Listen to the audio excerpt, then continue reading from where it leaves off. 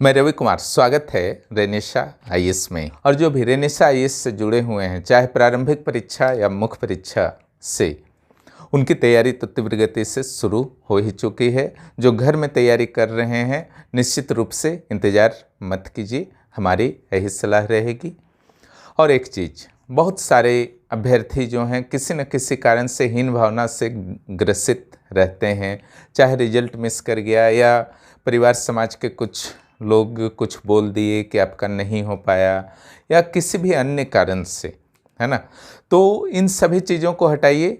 ईश्वर ने जीवन दिया है, इसका भरपूर सदुपयोग कीजिए और समाज के लिए कुछ बेहतर कर सकें, कुछ ऐसा वर्क कर जाइए। इन छोटे मोटे मुद्दों में नहीं पड़े रहिए। कोई भी चीज़ जो आपको परेशान करता है, उसके कारण की जड़ तक जाइए और उसको सॉल्व करने का प्रयास कीजिए और अपनी स्टडी को डिस्टर्ब मत होने दीजिए। आप सर्विस में हैं या सर्विस में नहीं हैं, उससे कोई भी फर्क नहीं पड़ता है। अभी पर्याप्त समय है, आप अच्छी तरह से तैयारी कर सकते हैं। और बुक लिस्ट अभी अगर आप खोज रहे हैं तो निश्चित रूप से काफ़ी समस्या आ सकती है ओरिजिनल बुक्स को पढ़ने में, ठीक है। अगर पहले से आप पढ़े हुए हैं तो कोई समस्या नहीं आएगी। जब भी सिविल सेवा का स्टडी कीजिए, ओरिजिनल बुक से भी स्टडी कीजिए। उसमें बुक लिस्ट बताने टाइप का चीज़ नहीं है, वह स्वघोषित है कि किस सेक्शन के लिए कौन सा बुक जो है बेहतर माना जाता है। इंटरनेट का सहायता तो आपको लेना ही है। और कुछ समझ में नहीं आता है तो सीधे जो है आप रेनिशा आईएएस से आकर के जुड़ जाइए। यहाँ पर कंप्लीट नोट्स चारों जीएस पेपर्स के दिए जाएंगे। प्रीलिम्स के दोनों पेपर्स के होंगे। सीजीएल के पेपर 3 में भी जिनको समस्या है वो भी जुड़ सकते हैं। 9661163344 पर मैसेज कर सकते हैं।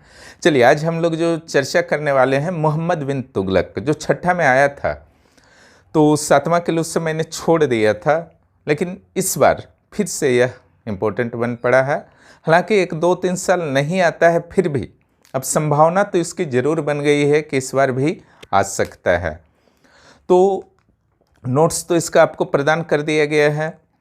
तो इस बार जो हमारा तरीका जो है थोड़ा सा अलग रहेगा। यहाँ हम लोग क्वेश्चन आंसर पर चर्चा करेंगे कि क्या क्या प्रश्न जो है आ सकते हैं, उसके उत्तर को किस तरीके से लिखना है, इसी को समझाने पर हमारा विशेष जोर रहेगा।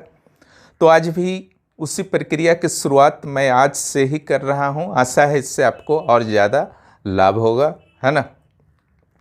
तो जो मोहम्मद बिन तुगलक का टॉपिक है, तो जो आपका सिलेबस है उसको पहले समझने की ज़रूरत है। सिलेबस में सिंपल लिखा है कि मोहम्मद बिन तुगलक की जो काल्पनिक नीतियाँ थीं उसके बारे में ही आपको पढ़ना है। इट मीन्स मोहम्मद बिन तुगलक के कंप्लीट को स्टडी आपको नहीं करनी है। मोहम्मद बिन तुगलक एमबीटी की जो नीतियाँ थीं, पॉलिसीज थीं, जो उसने 3-4 नीतियाँ अपनाई थीं, उसके बारे में ही स्टडी करना है। उससे इधर उधर आपको देखने की ज़रूरत नहीं है। और साथ में जेपीएससी के क्लासेस के दौरान भी मैं कहा करता था, जो मैं नोट्स देता हूँ, जहाँ जहाँ से संभावना बनता है कि आपके सिलेबस में भले ही छोटा सा पॉइंट दिया है, तो उसके अंदर से कहीं पर भी लगता है मुझे कि वहाँ से लॉन्ग क्वेश्चन पूछा जा सकता है, तो वहाँ उसी अनुसार जो है मैं नोट्स को प्रोवाइड कर देता हूँ। मोहम्मद बिन तुगलक में भी मैंने नोट्स पर्याप्त मात्रा में उपलब्ध करा दिया। यहाँ पर 2 पॉइंट में मुझे लगा, मुद्रा, सांकेतिक मुद्रा को जारी करना और दूसरा राजधानी परिवर्तन, है ना। 2 चीज़ को जारी करना, राजधानी परिवर्तन करना, ये जो 2 नीतियाँ थी, यहाँ से लॉन्ग क्वेश्चन भी बन सकते हैं, इसलिए पर्याप्त मात्रा में मैंने मटेरियल दे दिया है जहाँ से आप लॉन्ग आंसर भी लिख सकते हैं। अब हम लोग बात करते हैं मोहम्मद बिन तुगलक टॉपिक पर। पहले हल्की सी चर्चा कर लेते हैं, उसके बाद प्रश्नों पर चर्चा करते हैं। देखिए, मोहम्मद बिन तुगलक की जो नीतियाँ थी, जो आपके सिलेबस में है, उसे बर्नी ने क्लियरली कहा था कि कुछ खास ऐसी नीतियाँ अपनाई मोहम्मद बिन तुगलक ने जो निश्चित रूप से उस सुल्तान को विशेष बनाता है। उसमें जो शामिल थे राजधानी परिवर्तन, ओके, राजधानी परिवर्तन,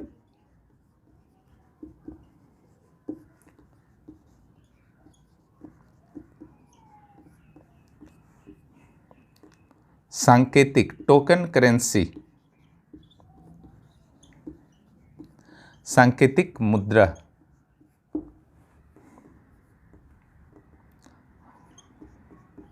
द्वाब में कर वृद्धि,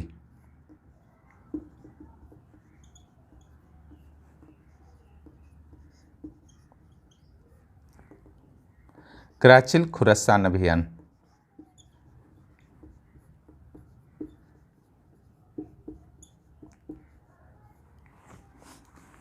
इसी के बारे में ही आपको स्टडी करना है ना, इसी के बारे में करना है। यहाँ पर आप थोड़ा सा जोड़ सकते हैं इस स्थान पर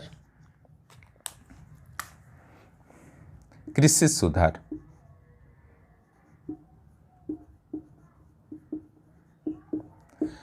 बस इतना ही स्टडी करना है एमबीटी के बारे में जो आप देख रहे हैं। इससे ज़्यादा करने का आपको आवश्यकता है ही नहीं, ठीक है। पहले ये चर्चा कर लेते हैं राजधानी परिवर्तन के संदर्भ में। ये आपको जानकारी होनी चाहिए कि कुछ समय तक एमबीटी जो था वो साउथ में भी गवर्नर रहा था, और अगर इससे औरंगजेब की आप तुलना करते हैं तो औरंगजेब भी कुछ समय तक साउथ में गवर्नर रहा था, तो उसकी भी इच्छा जाग पड़ी थी कि साउथ विजय हमको करना है। सफल भी हुआ था कुछ समय के लिए, और एमबीटी की भी इच्छा इस कारण जागी होगी, ठीक है।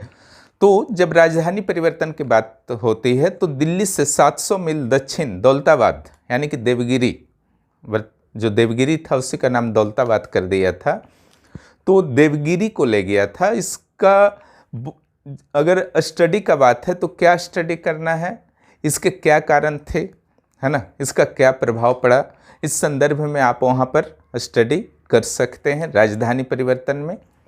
तो कारण के संदर्भ में बहुत सारे मत आते हैं सामने। देखिए, बहुत ही पुराना मामला है, और उस समय जो इतिहासकार या जो भी लेखन करते थे, इतिहास वो पूरी तरह से था या नहीं, जो भी लेखन करते थे तो उसमें बहुत सारे गलत चीज़ों का भी समावेश रहता था, पूरी तरह से उसे सही नहीं माना जा सकता है। तो बहुत सारे अलग अलग सोर्सेज से यह जो आकलन किया गया, प्लस जो आपकी बुद्धि, पर्सनल आपका जो विवेक होता है, पूरी घटना को पढ़ने के बाद जो आपके मन में उत्पन्न होता है, या सामान्य रूप से जो उत्पन्न होता है कि आखिर राजधानी परिवर्तन क्यों किया गया होगा, विदाउट पढ़े हुए, कभी नहीं आपने पढ़ा है, तब जो कुछ पॉइंट्स आते हैं, सारे पॉइंट्स को मिला करके ही इसके कारण को आप स्टडी कर पाएंगे। अगर सिंपली बात किया जाए तो दिल्ली से अगर आप दौलताबाद देखते हैं तो साउथ की ओर था, है ना,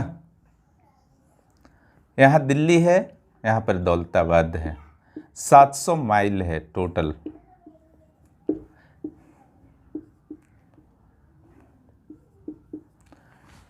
सात सौ माइल दक्षिण की ओर है।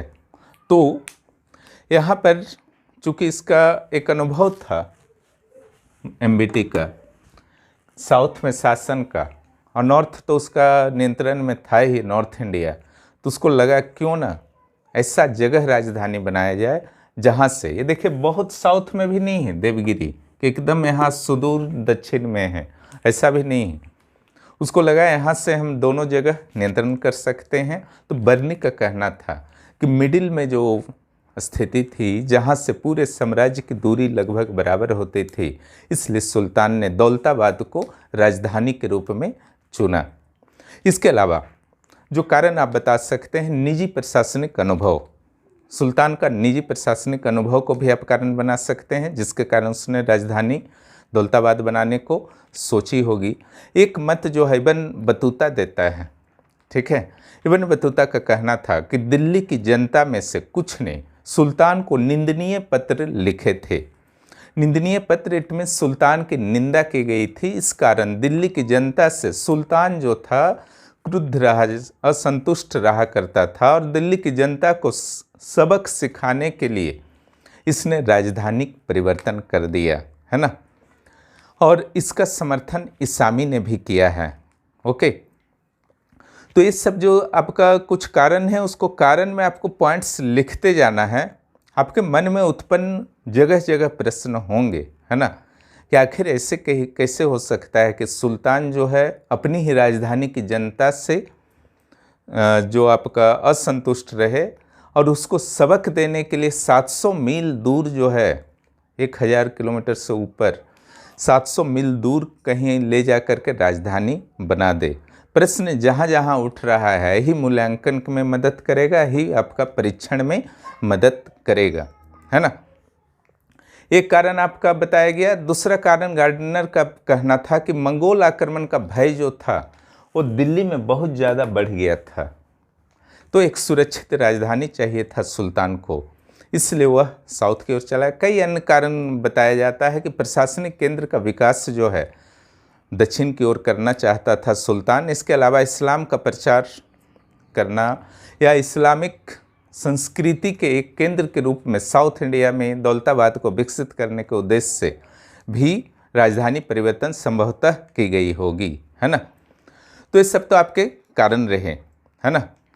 इसके बाद अगर आप बात करते हैं सांकेतिक मुद्रा की बात करते हैं, तो सांकेतिक मुद्रा जो होता है उसका अर्थ आपको समझना होगा। वर्तमान में जितने भी आपके करेंसी आप देखते हैं वह सांकेतिक ही होता है।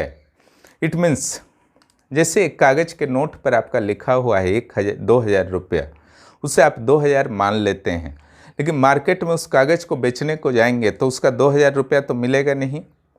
यानी कि उसमें गारंटी दिया हुआ है गवर्नमेंट का कि आप विश्वास कीजिए, इसका जब भी ज़रूरत पड़ेगा इसके बदले 2000 का स्वर्ण जो है आपको मिल जाएगा, विदेशी मुद्रा मिल जाएगा। किसी भी मुद्रा में चेंज करना है, किसके विश्वास पर आप उस पर विश्वास करते हैं, उस नोट पर? गवर्नमेंट के विश्वास पर। तो यही हुआ टोकन करेंसी। सिंपल। मध्यकालीन भारत में निश्चित रूप से भारत में मोहम्मद बिन तुगलक के द्वारा यह पहला और अंतिम प्रयास था। इसके बाद भी कोई नहीं किया, नहीं इससे पहले कोई किया था। इसके कारणों पर अगर आप जाते हैं तो सबसे पहला कारण था कि चांदी की कमी जो थी वैश्विक कमी हो गई थी और भारत में भी कमी का सामना करना पड़ रहा था। इस कारण चांदी का टंका जो छापा जाता था, ढलाई किया जाता था, वो पॉसिबल नहीं रहा उतनी बड़ी मात्रा में। इसके अलावा अगर देखा जाए तो उस समय एक नहीं दो उदाहरण थे। एक ईरान का गाय खातू और दूसरा जो था कुबलाई खान मंगोल शासक।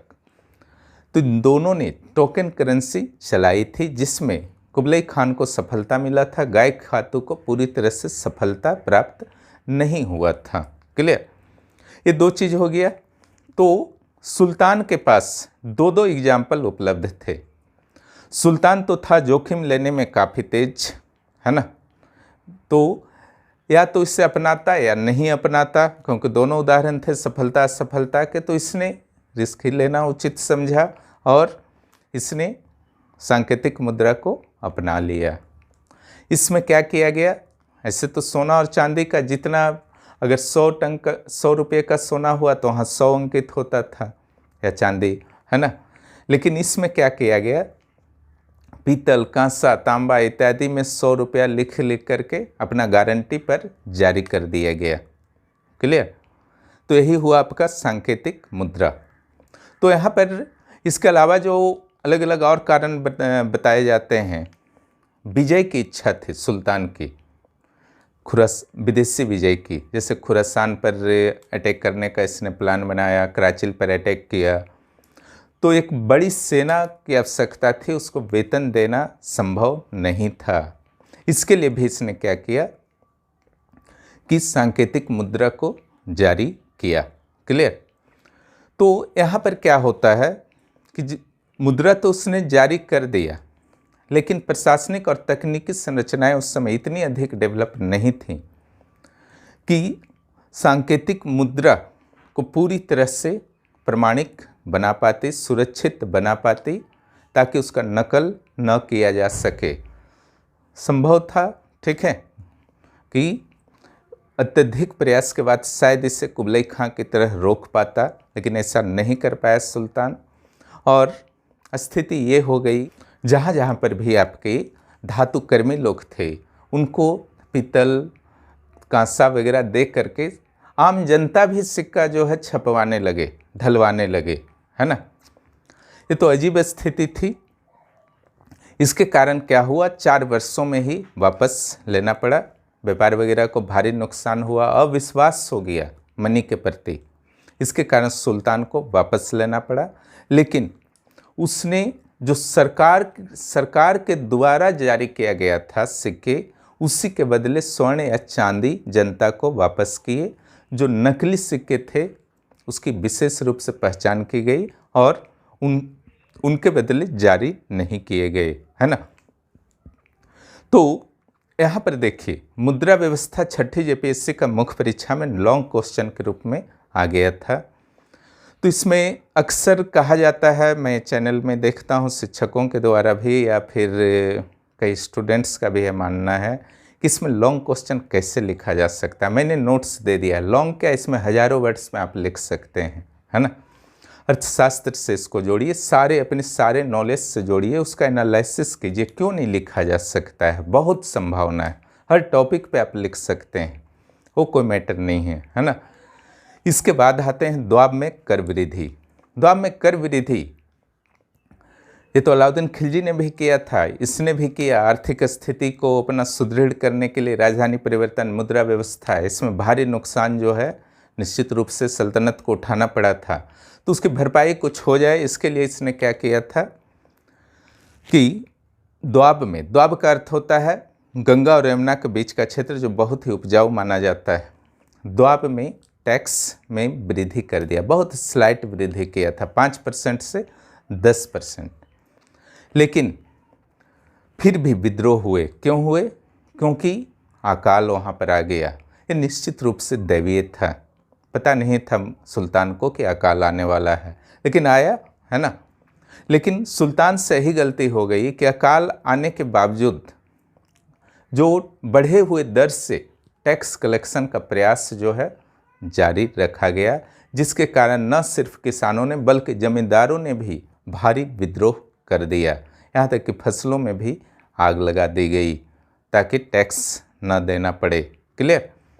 तो हजारों लोगों की हत्या भी हो गई। हालांकि सुल्तान ने बाद में इसे समझा, फिर कई सुधारात्मक उपाय भी किए। कृषि के क्षेत्र में किसानों को ऋण दिया गया, दीवान कोही नाम का कृषि विभाग अलग से बनाया गया। कुछ प्रयोग भी किए गए सरकारी स्तर पर। 60 हेक्टेयर भूमि में, 60 हेक्टेयर भूमि में क्या किया गया? कृषि क्षेत्र डेवलप किया गया। सरकारी कर्मचारी के देखरेख में कृषि किया गया। 70 लाख टंका का भुगतान भी किया गया इसके लिए कि कृषि किस तरीके से किसानों को करनी है कि ज़्यादा उत्पादन और उत्पादकता हो। यह निश्चित रूप से पहला प्रयास था किसी भी सुल्तान के द्वारा। यह प्रशंसनीय कार्य था, लेकिन बहुत सारे कारण थे। सही जमीन का चुनाव नहीं किया गया था, कर्मचारियों ने भ्रष्टाचार किया, धैर्य नहीं रखा गया, है ना। किसी भी कार्य को करने के लिए थोड़ा सा धैर्य की ज़रूरत होती है, जो सुल्तान में कमी थी। इसके कारण यह भी असफल ही रहा, मान सकते हैं। इसके अलावा जो आपका बचता है कराचिल और खुरासान अभियान। कराचिल और खुरासान अभियान निश्चित रूप से इसमें यह विवाद हो सकता है कि इसका गलत निर्णय था या सही निर्णय था। ये मूल्यांकन पर जब चर्चा करेंगे उस समय बताएंगे, अभी घटना को मैं बता रहा हूँ। तो आपको पता है कि इसके दौरान एक बार अटैक हुआ था मंगोलों का, वह था आपका तरमाशरीन। लेकिन हल्की फुल्की लूटपाट के बाद उसके मोहम्मद बिन तुगलक के साथ समझौते हो गए थे। तरमाशरीन ने ही खुरासान की स्थिति को देखते हुए सपोर्ट देने का वादा किया था कि आप आओ, हम लोग जो हैं यहाँ पर मिल करके लड़ेंगे। यही इतना ही नहीं, खुरासान के कुछ विद्रोही अमीरों ने भी मोहम्मद बिन तुगलक को सपोर्ट करने का वादा किया था। और इसी सपोर्ट के बल पर उसने क्या किया, 3,70,000 सैनिकों की न सिर्फ नियुक्ति की बल्कि 1 साल पूर्व का वेतन भी दे दिया। तो ये उसके बाद क्या होता है, वहाँ की कुछ राजनीतिक स्थिति ऐसी परिवर्तित होती है खुरासान की। खुरासान ईरान के नॉर्थ में है ना, कैस्पियन सागर के साउथ में है। वहाँ के राजनीतिक स्थिति कुछ ऐसी परिवर्तन होती है कि अब अटैक करना वहाँ संभव नहीं रहा, क्योंकि वहाँ की स्थिति जो थी ठीक ठाक हो चुकी थी। तो निर्णय से जो है वापस हटना पड़ा। अब यहाँ पर आते हैं कराचिल अभियान। यहाँ के लिए 10,000 सैनिकों को भेजा गया। तो एक तरह से समझ सकते हैं कि यह चीन के विरुद्ध अभियान था और उस जगह एक प्राकृतिक सीमा का निर्माण करना था। आज भी आप जानते हैं उस क्षेत्र में भारत और चीन के बीच सीमा विवाद चलता रहता है। तो कराचिल आपका जो हो गया उत्तराखंड का क्षेत्र हुआ, है ना। उत्तराखंड का ये क्षेत्र है,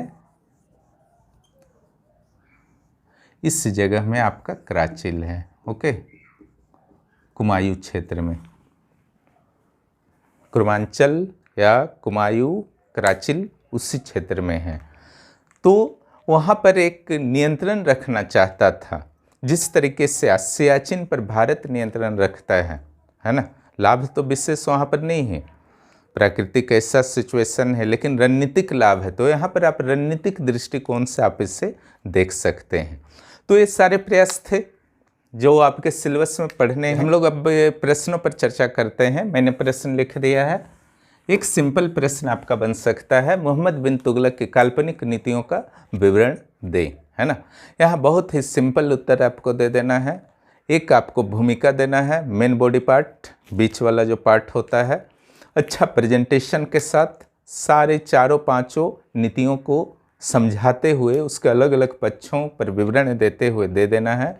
एक निष्कर्ष दे देना है जो सकारात्मक होना चाहिए और भविष्योन्मुखी होना चाहिए। भूमिका, यहाँ पर सिंपल से आपसे पूछा गया है कि मोहम्मद बिन तुगलक के नीतियों का, काल्पनिक नीतियों का मूल्यांकन विवरण दीजिए। तो जो जो काल्पनिक नीतियाँ थीं उसको जोड़ते हुए आपको भूमिका लिखनी है। जैसे मोहम्मद बिन तुगलक दिल्ली सल्तनत का एक प्रमुख सुल्तान था जो अपने काल्पनिक नीतियों के कारण जाना जाता है। उसके बाद आप कई तरीक़ों से लिख सकते हैं। एमबीटी के द्वारा, एमबीटी वहाँ लिखना नहीं है ना, मैं बता रहा हूँ। एमबीटी के द्वारा राजधानी परिवर्तन, सांकेतिक मुद्रा प्रणाली को अपनाना या कृषि के क्षेत्र में कई सुधार किए गए। इसमें विद्वानों के बीच कई मुद्दों पर, इसकी सफलता पर विद्वानों के बीच कई मुद्दों पर विवाद है ना। तो इस तरीके से कुछ भी लिख सकते हैं। बहुत हजारों तरीका हो सकता है भूमिका लिखने का। मेन बॉडी पार्ट में पहले कुछ हल्का सा चर्चा आपको कर देना है ना, कंबाइंड, और फिर पॉइंट वाइज सारे नीतियों को लिख देना है, या कोई और भी आप स्ट्रक्चर बना सकते हैं। प्रेजेंटेशन का हजारों तरीका होता है। परीक्षक तक अपनी बात को पहुंचाना है, इसका ध्यान रखिएगा, है ना। निष्कर्ष में जो आपको लिखना है कि मोहम्मद बिन तुगलक की नीतियाँ निश्चित रूप से पूरी तरह से सफल नहीं हो पाई, लेकिन भविष्य के लिए एक उदाहरण बना। जो नीतियाँ सफल नहीं हो पाई वह सबक के रूप में भविष्य के शासकों के द्वारा लिया गया और ऐसी नीतियों को पुनः लागू करने का प्रयास नहीं किया गया। और जो नीतियाँ उसकी अधूरी रह गई थी लेकिन पूरी हो सकती थी, वह भविष्य के शासकों के द्वारा एक आधार के रूप में लेकर के उसके आगे की प्रक्रिया को पूर्ण किया गया। जैसे कृषि के क्षेत्र में सुधार, है ना। निश्चित रूप से मोहम्मद बिन तुगलक एक दूरदर्शी शासक था और जोखिम उठाने वाला सुल्तान था, और उसने एक नए मानक, कई क्षेत्रों में एक नए मानक स्थापित किए, चाहे वह कराचिल का मामला हो या फिर सांकेतिक मुद्रा को लागू करने का प्रयास हो। यह अद्वितीय था। इस तरीके से एक निष्कर्ष दे सकते हैं जो कहीं से नकारात्मक नहीं होना चाहिए। तो ये बहुत सिंपल आपका उत्तर हो जाएगा। मूल्यांकन, मूल्यांकन तो आप लोग बहुत करते हैं, है ना। क्रिटिसाइज, आलोचनात्मक मूल्यांकन, मूल्यांकन, ठीक है।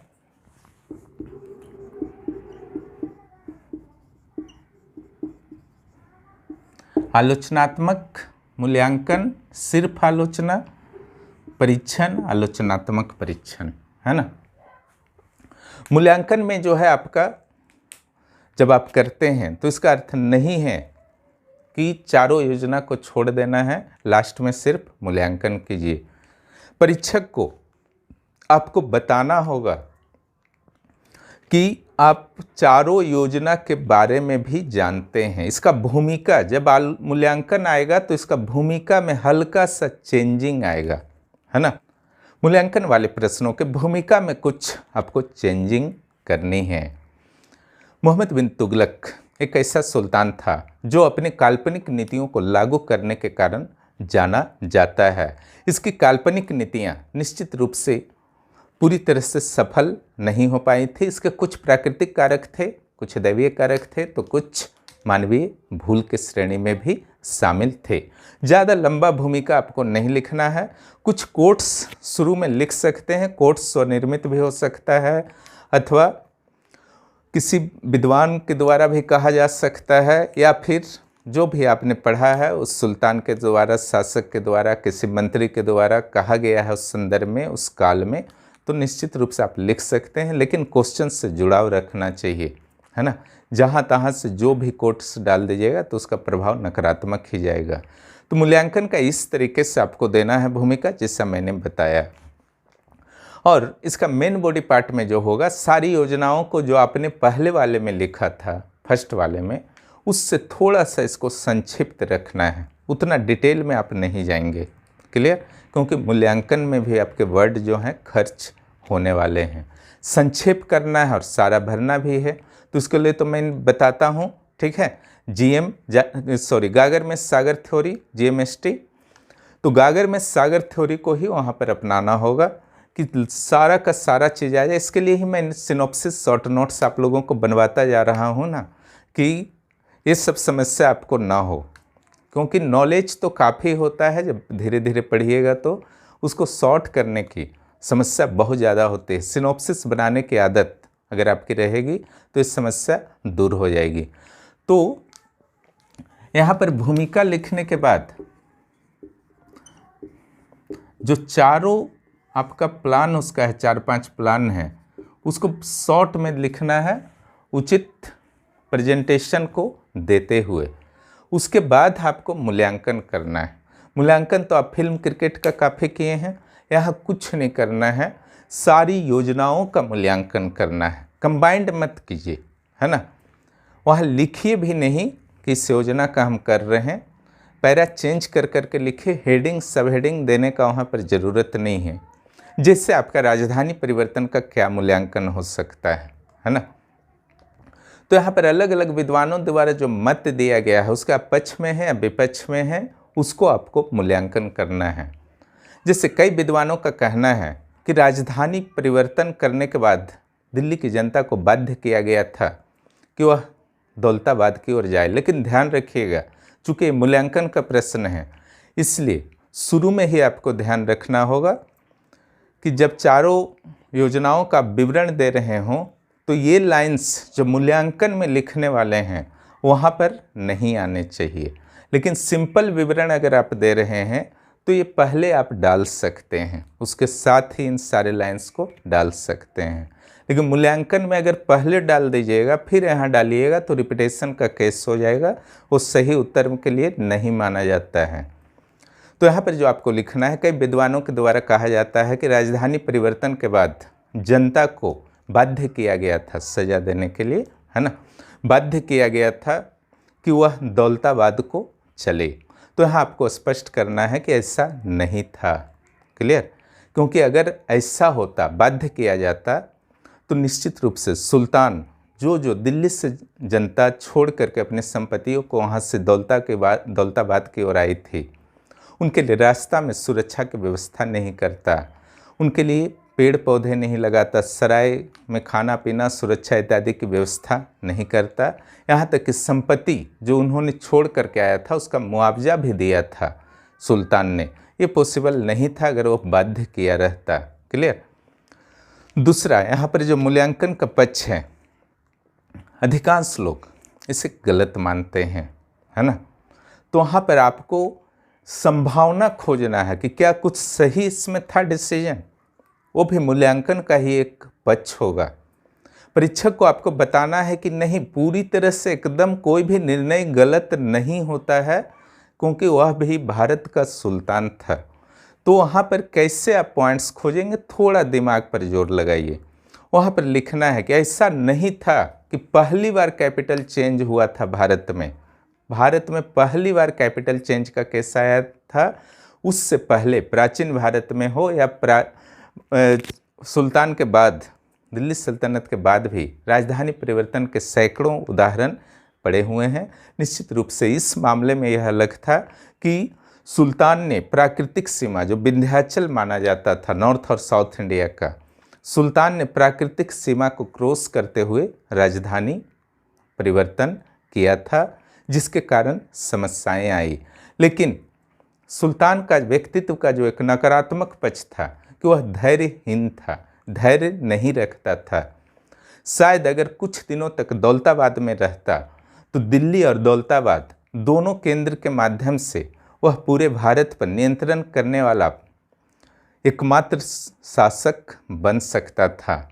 लेकिन थोड़ी सी सफलता से पीछे मुड़ जाने की उसकी थोड़ी सी आदत थी, जिसके कारण वह राजधानी को पुनः वापस ले लिया गया और एक इतिहास बनाने से चूक गया। जो बेहतरीन निर्णय माना जा सकता था वह आलोचनापूर्ण निर्णय हो गया, है ना। तो इस तरीके से आप लिख सकते हैं। उसी तरीके से सांकेतिक मुद्रा, सांकेतिक मुद्रा ऐसा नहीं था कि सुल्तान ने पहली बार अपनाया था, इससे पहले कुबलई खां के द्वारा भी अपनाया गया था। और तत्कालीन परिस्थितियों में जो सबसे बेहतर निर्णय था कि सांकेतिक मुद्रा को अपनाया जाए, उसने अपनाया। निश्चित रूप से यह सफल नहीं रहा, इस योजना को भी वापस लेना पड़ा। लेकिन इसमें पूरी तरह से सुल्तान को दोष नहीं दिया जा सकता, क्योंकि इसके पक्ष में आपको जो तर्क देना है कि जब वापस लिया जा रहा था मुद्रा, वापस लिया गया ना बाद में, जब वापस लिया जा रहा था मुद्रा तो ऐसा नहीं था कि जो सरकार ने जारी नहीं किया था, यानी कि सुल्तान के द्वारा जो जारी नहीं था उसके बदले भी सोना चांदी दिए गए, उनको रिजेक्ट कर दिया गया। यानी कि कुछ न कुछ ऐसा विशेष जरूर था सरकारी सिक्कों में, टोकन करेंसी में, जो बाकी नकली सिक्कों से अलग बनाते थे। तो यहाँ पर अधिकारियों की भी गलती दिखती है ना, कि उन्होंने अच्छी तरीके से परीक्षण नहीं किया, जबकि प्रयास करते तो निश्चित रूप से ऐसी व्यवस्था उस समय भी कुछ हद तक उपलब्ध थी। तो यह योजना भी मोहम्मद बिन तुगलक की सफल हो जाती और ऐसा कृत्य कारनामा करने वाला निश्चित रूप से एकमात्र सुल्तान इतिहास में दर्ज होता, या बाद में इसकी प्रेरणा लेकर यह उस समय जारी रह सकता था कई सुल्तानों और बादशाहों के काल में। क्लियर। तो यहाँ पर भी आपने सकारात्मक मूल्यांकन किया। क्लियर। उसी तरीके से कराची अभियान में आपको सिंपल बताना है, सियाचिन का उदाहरण देना है कि भारत आज सियाचिन पर इसलिए नियंत्रण रखे हुए है क्योंकि उसका रणनीतिक महत्व है, काराकोरम हाईवे पर हमारी दृष्टि रहती है। उसी तरीके से मोहम्मद बिन तुगलक का भी एक बहुत बड़ा निर्णय था कि कराची के माध्यम से भारत और चीन के बीच में एक बाउंड्री को निश्चित कर दिया जाए। शायद वह एकमात्र शासक था भारत का जिसने चीन पर अटैक करने का साहस किया था, है ना। जोखिम लेने में वह बहुत ही अग्रणी था, मैं शुरू से बता रहा हूँ। तो कराची के माध्यम से चीन पर अटैक करने का प्रयास किया था। निश्चित रूप से यह भी असफल रहा, लेकिन उसने प्रयास तो किया। खुरासान का मामला, एक मध्यकालीन वह सुल्तान था और मध्यकाल में निश्चित रूप से साम्राज्य विस्तार की असीम संभावनाएं थीं और हर सुल्तान, हर बादशाह साम्राज्य विस्तार के लिए हमेशा एक्टिव रहता था। ऐसा नहीं था कि वह पहला व्यक्ति था जिसने साउथ वेस्ट पर अटैक किया था, यानी कि ईरान क्षेत्र में अटैक किया था। इससे पहले भी अलाउद्दीन खिलजी के काल में भी हुए थे। तो वहाँ पर खुरासान में अगर उसको पॉजिटिव सिचुएशन मिला, वहाँ के खुद अधिकारी लोग आकर के सपोर्ट करने को रेडी थे, मंगोल नेता तरमासरीन रेडी था, तो निर्णय गलत नहीं था। यहाँ पर जो गलत था, आलोचनात्मक पक्ष था, किसने 1 साल पूर्व का वेतन दे दिया, है ना। उस चीज़ को आपको इंडिकेट करना है। जहाँ तक द्वाब में कर वृद्धि बहुत ही स्लाइट था, आपको समझाना है। कर वृद्धि जो थी बहुत ही कम थी, इतना भी वृद्धि नहीं किया गया था कि किसान विद्रोह कर बैठते। हाँ, यह एक संयोग मात्र था कि उस समय अकाल की स्थिति उत्पन्न हो गई और किसानों ने विद्रोह कर दिया। उसके बाद जो गलती थोड़ी सी हो गई वह कि कलेक्शन का दौर जो है जारी रखा, जबकि अकाल आ चुका था। लेकिन जब विद्रोह दबाने के क्रम में हजारों लोगों की मृत्यु हो गई और स्थिति नियंत्रण से बाहर होने लगी, तो सुल्तान ने अपने इस निर्णय को भी वापस लिया। ओके, निर्णय को वापस, न सिर्फ निर्णय को वापस लिया बल्कि उनको ऋण भी प्रदान किया और कृषि सुधार के क्षेत्र में भी कई कार्य किए। रिपीटेशन नहीं होना चाहिए पहले वाले से और अभी वाले से, इतना ही ध्यान आपको रखना है। इन सारे के बाद आप अंत में मूल्यांकन करते हुए यह भी लिख सकते हैं कि कोई भी व्यक्ति गलती कर सकता है, लेकिन गलती करने के दौरान अगर उसे फील हो जाए कि मुझसे गलती हुई है, उसे मानते हुए फिर सुधारात्मक प्रयास करता है, तो निश्चित रूप से इस गलती में भी कुछ सकारात्मक तत्व की एंट्री हो जाती है। क्लियर? तो यहाँ पर जो है आपको मूल्यांकन इस तरीके से करना है सारी योजनाओं का। आलोचनात्मक मूल्यांकन जब रहेगा तो सारे आलोचनात्मक पक्ष को महत्व देते हुए भी सकारात्मक रहना है। आलोचनात्मक मूल्यांकन का अर्थ नहीं है कि सारा आप मूल्यांकन में सिर्फ आलोचना से भर दीजिए, है ना। हर जगह मैंने आलोचनात्मक पक्ष बताए। जैसे राजधानी परिवर्तन में उसमें धैर्य नहीं था, थोड़ा सा और इंतजार कर सकता था, तो शायद उसका निर्णय जो था सही हो सकता। वहाँ पर हुआ सांकेतिक मुद्रा वाले में जो मैंने आलोचनात्मक पक्ष बताया, उसके अधिकारियों पर उसके पूरी तरह से शायद नियंत्रण नहीं थे, प्रशासनिक व्यवस्था को बहुत सुदृढ़ नहीं कर पाया, जिसके कारण परीक्षण प्रणाली जो थी वह प्रारंभिक दौर में पूरी तरह से असफल हो गई।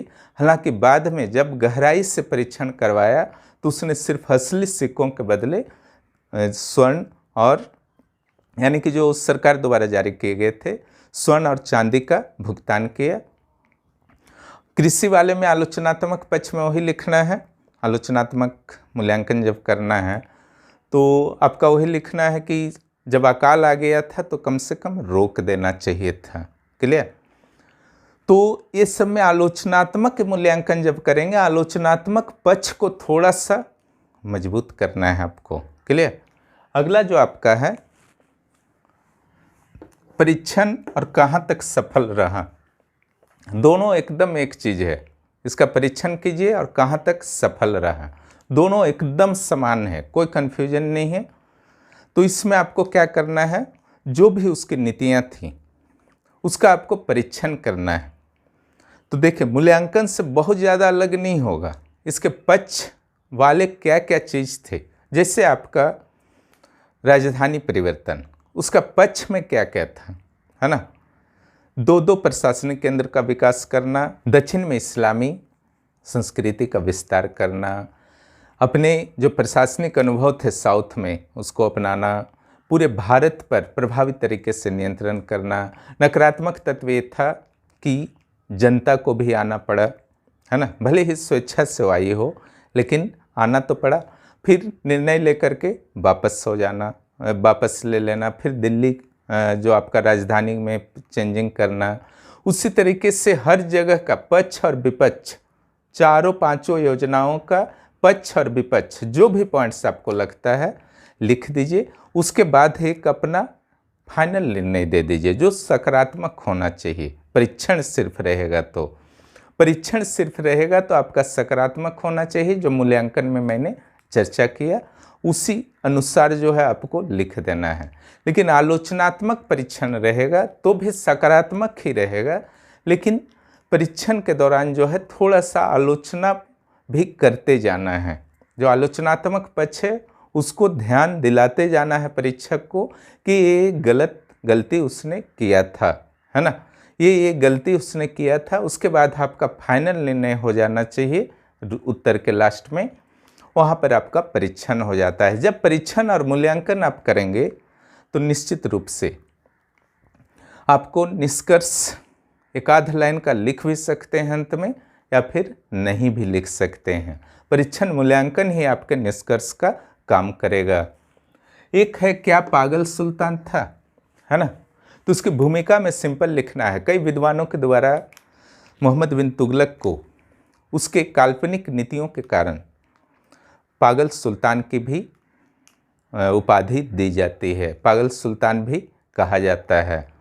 लेकिन उसके जो भी कार्य थे उसकी असफलता में निश्चित रूप से कुछ योजनाओं में उसकी अदूरदर्शिता का भी हाथ था, लेकिन कई योजनाएं की असफलता में दैवीय और तत्कालीन परिस्थितियां भी उत्तरदायी थे, और उसके साथ जो वर्क कर रहे थे उसके अधीनस्थ अधिकारी कर्मचारी वो भी कहीं कहीं उत्तरदायी थे। यहाँ पर जो आपको चर्चा करना है, पागल सुल्तान था या नहीं था।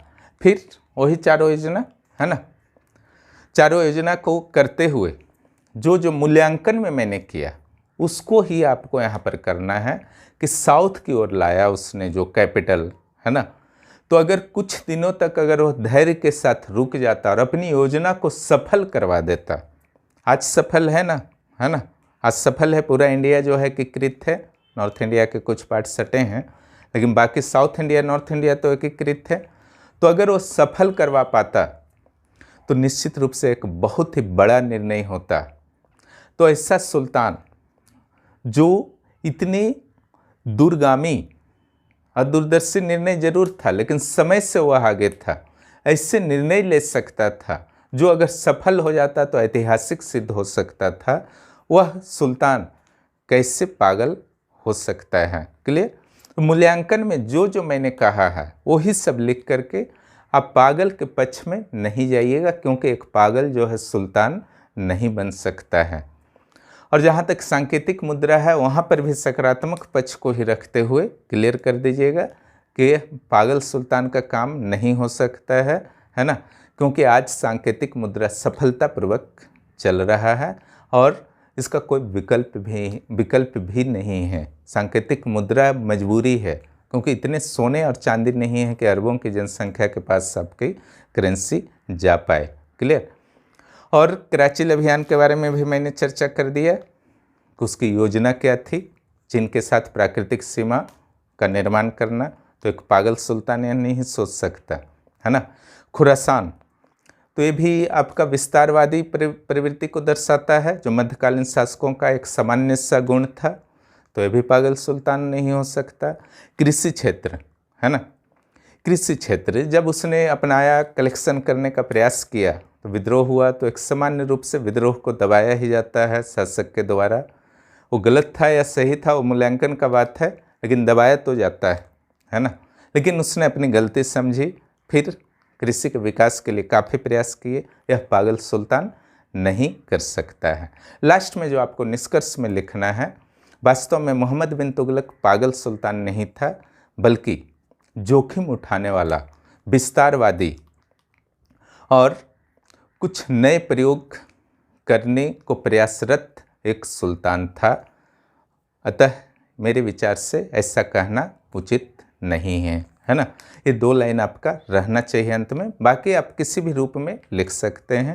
तो इस तरीके से मैंने आज चर्चा की मोहम्मद बिन तुगलक के संभावित प्रश्नों पर, जिसके आने की संभावना है, उसके उत्तर में क्या ध्यान देना है। नोट्स तो आप लोगों को मिल चुका है जो जुड़े हुए हैं, और जो नहीं भी जुड़े हुए हैं शुरू में मैंने चर्चा कर ही दिया क्या क्या घटना था, 4-5 घटना, इतना ही पढ़ना है।